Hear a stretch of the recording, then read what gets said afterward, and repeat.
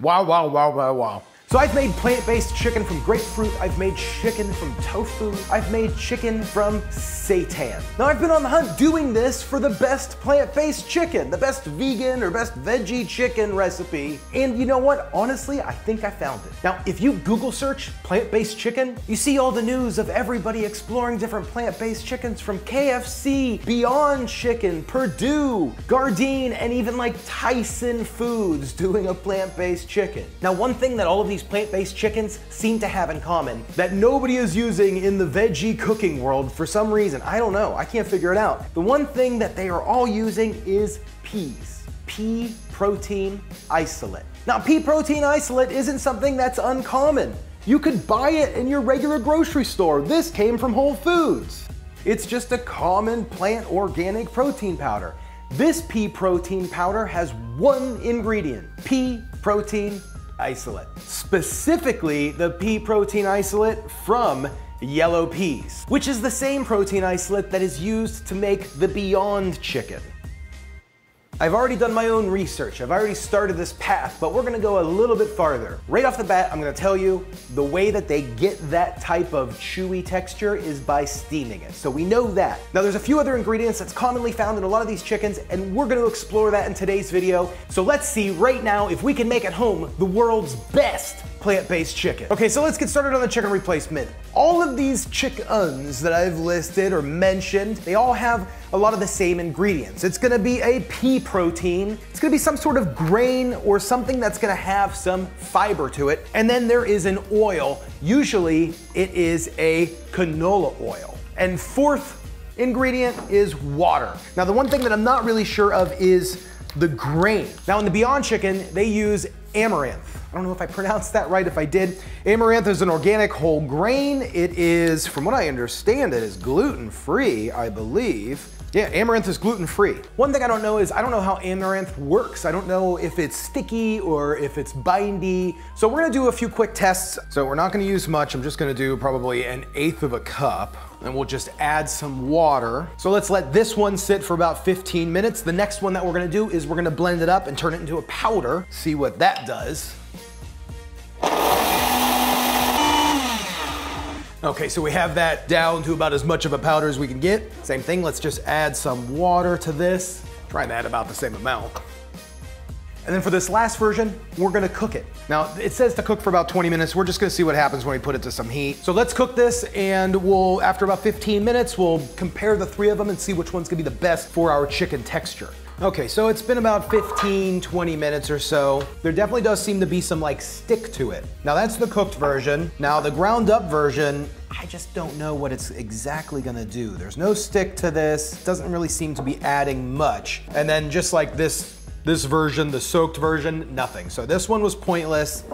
This one I kind of feel like it's gonna be closer, but you know what I'm gonna do is I'm gonna blend this up real fast and just see what it does.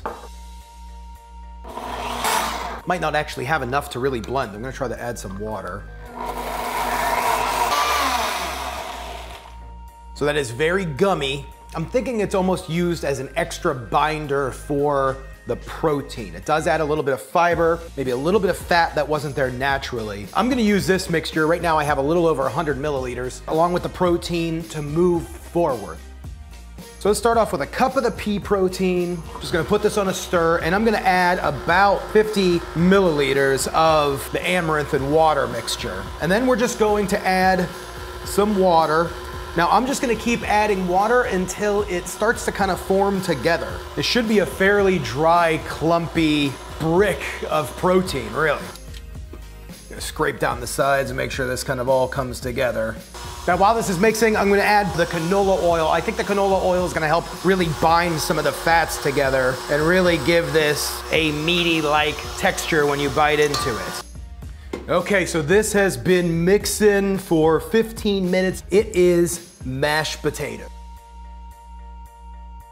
Now I've cut some circles to fit my steaming pot. Now this is a big steamer. If you don't have one of these steamers, just use the size of steamer that you have. We're going to put our protein mashed potato onto a sheet of parchment paper.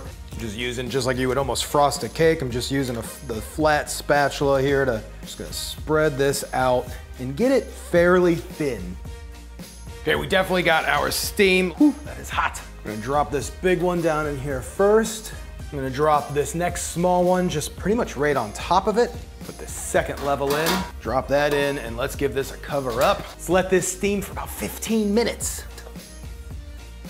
Okay, because of the way my steamer is working, I've kind of pulled everything apart, as you can see. We're gonna steam a little bit at a time. We have one destroyed sheet, one that's okay that we're gonna move forward with, and then one that's looking pretty good, but we're gonna go ahead and let it steam for just another few minutes.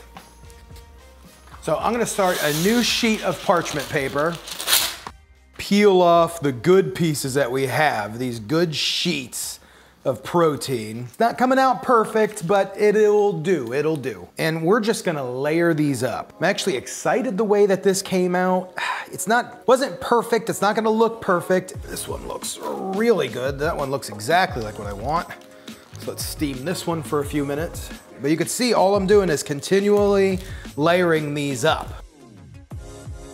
Okay, so we just pulled off the last layer of this veggie chicken of the protein. When I did a test on this, I actually ran it into the vacuum sealer. That's what really kind of held everything together while we did the next step, the last cooking process. I'm gonna see if I can roll this up and see if it works. Otherwise, we're gonna have to switch to the vacuum sealer. That's about the thickness that I wanna get.